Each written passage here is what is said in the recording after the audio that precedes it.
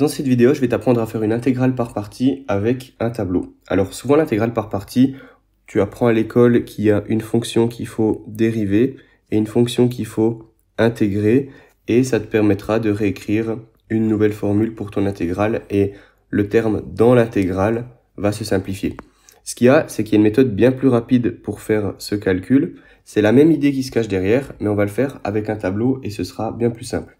Alors pour faire ce tableau, il faudra choisir la fonction qu'on va dériver et choisir la fonction qu'on va intégrer. Ça va nous donner deux colonnes dans notre tableau. Ensuite, on devra mettre plus, moins pour obtenir nos lignes et chaque fois, nos lignes vont changer de signe. Maintenant, il faut définir pour notre intégration par partie quelle fonction on veut dériver et quelle fonction on veut intégrer. Donc ici, il faut dériver 4x et intégrer exponentielle de 2x parce que à force de dériver 4x, on obtiendra 0 et 0 c'est facile à intégrer. Donc si ici je dérive 4x, dans la colonne, je dois écrire toutes les dérivées de 4x. Donc je dérive 4x, ça me donne 4 et je dérive 4, ça me donne 0. Si je redérive 0, ça nous redonne 0, donc on ne va pas le faire. Ici on peut simplement limiter notre tableau à 3 lignes. Maintenant, dans la colonne des i, c'est la fonction que je dois intégrer, donc ce sera exponentielle de 2x. Si j'intègre, ça me donne 1,5 exponentielle de 2x, puis 1/4 si je réintègre d'exponentielle de 2x. Maintenant, une fois qu'on a fait ça, tout le job a été fait. Avec ce tableau, on n'a plus qu'à multiplier comme ceci en diagonale, et la dernière ligne nous donne l'intégrale qui nous reste. Donc maintenant, on pourra réécrire notre formule. Les diagonales sont des valeurs qu'il ne faut plus intégrer. La seule valeur qu'il faudra intégrer, c'est ici, cette multiplication horizontale. Donc si je réécris ceci, ça me donne 4x fois 1,5 exponentielle de 2x. Ça, c'est ce terme-ci, cette multiplication. Ensuite, je fais moins. Ici, j'ai un signe moins. Donc, je fais moins 4 fois 1/4 exponentielle de 2x. Et plus, ici on a le signe plus, 0 fois 1/4 de exponentielle de 2x. Et comme c'est horizontal, alors on fait l'intégrale. Donc, plus l'intégrale de 0 fois 1/4 exponentielle de 2x dx. Maintenant, une fois qu'on est rendu ici, on a juste à réécrire notre équation. Donc, 4x fois 1,5 exponentielle de 2x, c'est simplement 2x exponentielle de 2x, moins 4 fois 1/4 exponentielle de 2x, donc moins exponentielle de 2x. Et l'intégrale de 0 fois 1/4 exponentielle de 2x, c'est juste l'intégrale de 0. Et c'est n'importe quelle constante, donc plus c. Et donc on a trouvé l'intégrale de 4x exponentielle de 2x, c'est cette expression ici. Je vais faire maintenant un second exemple avec un logarithme. Alors on serait tenté comme avant, dans notre colonne où l'on dérive, de mettre le x, parce que assez vite on obtiendra de nouveau 0. Donc ici plus, moins, plus.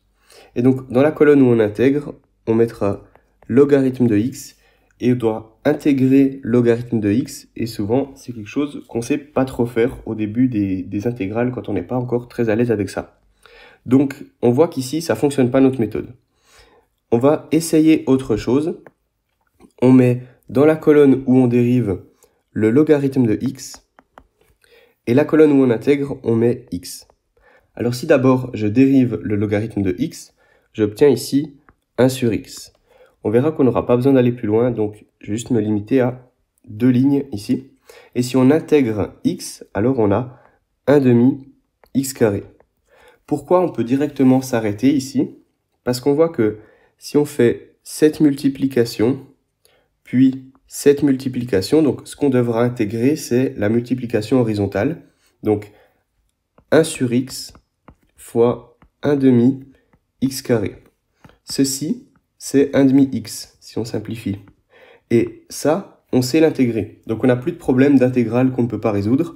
on sait l'intégrer. Donc on a juste à s'arrêter ici dans notre tableau, à réécrire notre intégrale en faisant nos multiplications.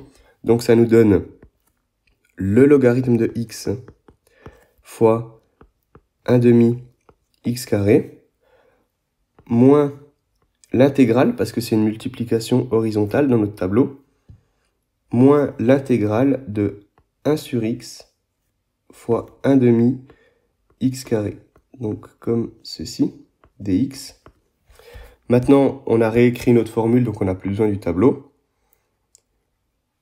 Si on réécrit ce qu'il y a dans notre intégrale, alors ceci, ça n'a pas changé, fois 1/2 x carré. Et ce qu'il y a dans notre intégrale, il a changé. C'est 1/2 1 sur x fois x carré. On peut l'écrire simplement 1/2 x dx. Et maintenant, on est rendu à quelque chose qu'on sait résoudre. Donc, ici, on a toujours 1/2 logarithme de x fois x carré.